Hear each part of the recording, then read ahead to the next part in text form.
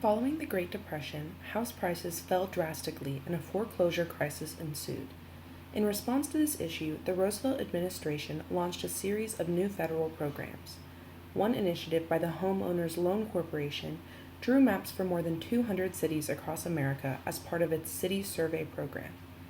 This program was designed to be a systemic appraisal process that included neighborhood-level characteristics when evaluating residential properties. On these maps, areas of cities were ranked and color-coded to indicate risk for banks and insurance companies. The ranks went from green to blue to yellow to the infamous red. When labeling neighborhoods, several factors were considered. Race, socioeconomic status, the physical environment and location of the land, and labor type are some categories I will be examining, but others include immigration, neighborhood age, building quality, homeownership levels, and more.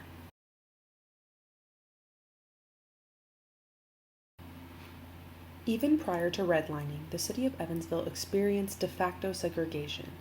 The most prominent black neighborhood was known as Baptist Town. Baptist Town was the hub of African American social life in the late 1930s and 1940s. It was home to the Lincoln School, the area's only all-black high school. It was home to several black-owned businesses, as well as many black churches. It even had its own newspaper. And in 1937, Baptist Town became home to the nation's second public housing development of the New Deal era, known as Lincoln Gardens. Lincoln Gardens was destroyed in 1997, but one unit was turned into what we now know as the Evansville African American Museum. Despite Baptist Town thriving at the time, it was still the poorest area in the city comparatively and held the largest black population. And because of the presence of African Americans, this area was put into a red category on the redlining maps. This was also because of the old buildings, the low level of income and home ownership, and more. Today, this area is still one of the poorest in the city, and the lack of investment is apparent. Even though Baptist Town was already a black neighborhood prior to redlining, the map still created more segregated areas in the city. For example, Section D7 is located on the far south side of the city. According to the committee's report, this area housed a relatively large African American population, roughly 40% of the residents in the area, as well as many relief families. It also labeled the type of inhabitants as, quote, squatters and drifters, end quote. This area was marked as hazardous for investment with poor quality buildings and likely flooding. We can see that lack of investment today as well.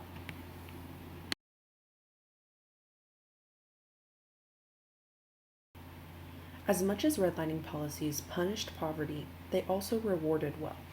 Section A1 is the area of the city known as Lincolnshire and Brookhaven. It is just south of the University of Evansville, which at the time was known as Evansville College. Unlike the squatters and drifters of the South Side, residents of A1 were titled the best people. The average building was only 10 years old, there were no African Americans or immigrants in the area, and there was a 95% home ownership rate, which was a major jump from the 10% home ownership rate in Baptist Town. Section C9 is the historic district just southeast of downtown. This section surprised me that it was yellow, considering how it looks today and considering the report provided. This area was also deemed to have the best people. The average age of the houses was 50, which is crazy because most of those houses are still there, making their average age around 130. The reason this section was given such a low rank was because the area was converting to apartments at the time.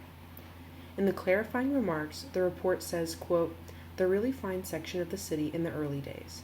Old, wealthy families still live here," end quote.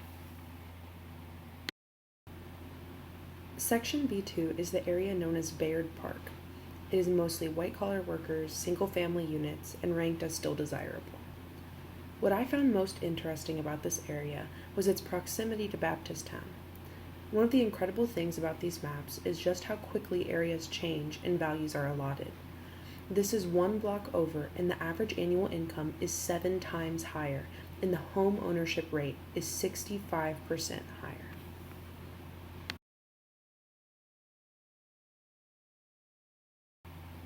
One of the more legitimate factors considered in these maps is natural elements of property.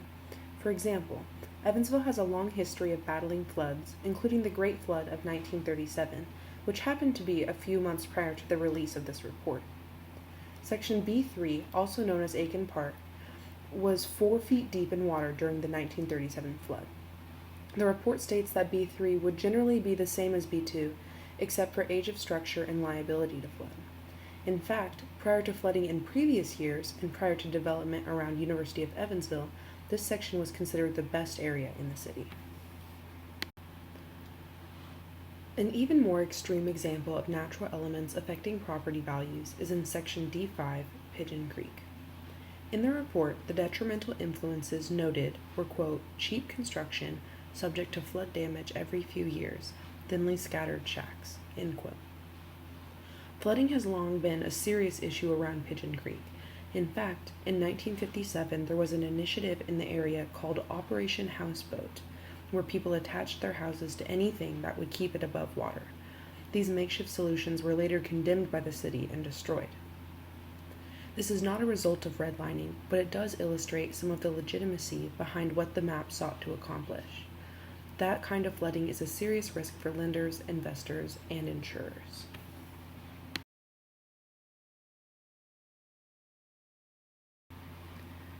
Finally, we will look at maps defined mostly by the work the residents there do. Section C3 is known as Lamasco. Lamasco was rated as definitely declining. Most inhabitants were retired farmers and mill hands. This section did house a small African American population, but note that it was still yellow, not red. In general, Lamasco was an old part of the west side with little wealth, so the banks were not exactly chomping at the bit to invest in this area. West of Lamasco is section C2 to Coppell. This area was outside of the city limits at the time, but was still included in the map.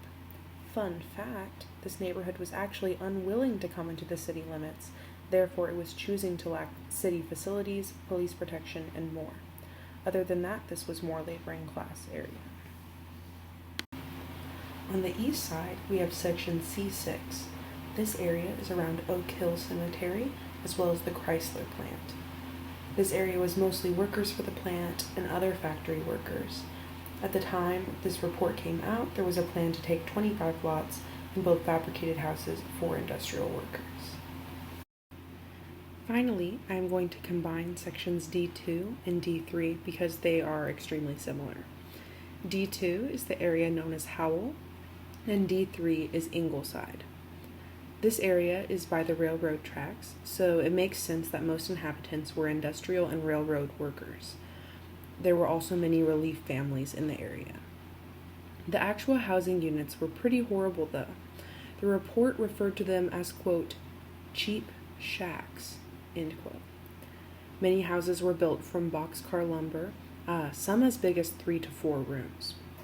Today, this area is still home to many working class and industrial families.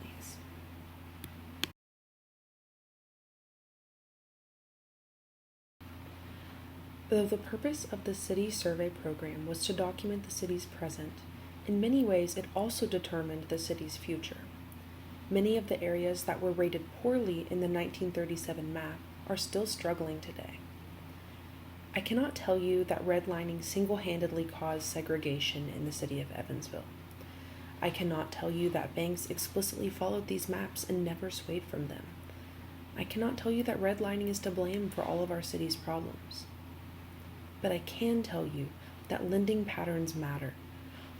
You just saw these areas of the city today, and more often than not, they look just the way you would expect given their rankings in the 30s.